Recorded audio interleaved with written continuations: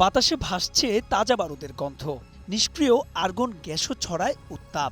সীমান্তের কাঁটাতারের বেড়া ছাপিয়ে ২২ গজে বৈরিতা। ক্রিকেট এখন আর জেন্টলসম্যান গেম নয়, বরং তা রাজনীতির গ্যারাকলে অবরুদ্ধ।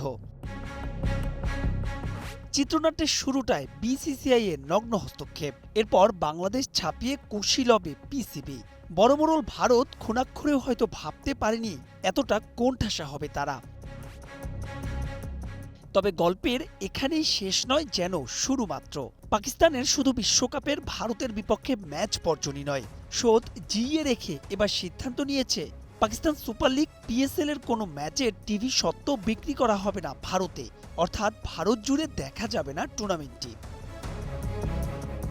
২৬ মার্চ থেকে ৩ মে মাঠে গড়াবে পিএসএল এর ১১তম আসর, যে প্রায় একই সময় চলবে আইপিএলও। তাই তো যাদের প্রশ্ন আসবে ভারতে পিএসএল না দেখা গেলে কি বাসে যায়, তারা জেনে রাখুন ভিউয়ারশিপে পাকিস্তান আমিরাতের পরই পিএসএল তৃতীয় অবস্থানে আছে খোদ ভারতেই।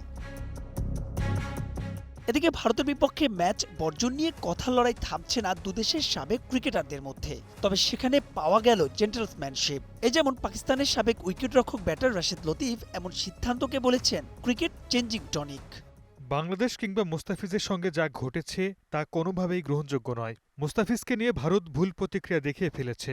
এতে বড় ধরনের আর্থিক ক্ষতি হতে পারে বাংলাদেশ এবং পাকিস্তানের। তাদের উপর নিষেধাজ্ঞাও আসতে পারে, কিন্তু এটি সরকারের সিদ্ধান্ত।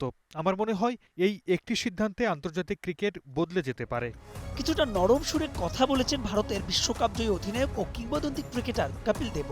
ক্রিকেটের স্বার্থে পাকিস্তানের নেয়া এমন সিদ্ধান্ত পুনর্বিবেচনার অনুরোধ তার। পাকিস্তানের জন্য এমন সিদ্ধান্ত মোটেও ভালো হবে না। এতে একটা প্রজন্মের অনেক বড় ক্ষতি হয়ে যেতে পারে। দেশটির দায়িত্বশীলদের প্রতি অনুরোধ, ছেলেদের বিশ্বকাপে সব ম্যাচে খেলতে দিন। তবে অনেক সাবেকদেরই বিশ্বাস শেষ পর্যন্ত হয়তো নিজেদের অনড় অবস্থান থেকে সরে আসবে পাকিস্তান। তবে সেই উত্তর আপাতত নেই ক্রিকেটারদের হাতে। মাহবুব রিমন, স্টার নিউজ।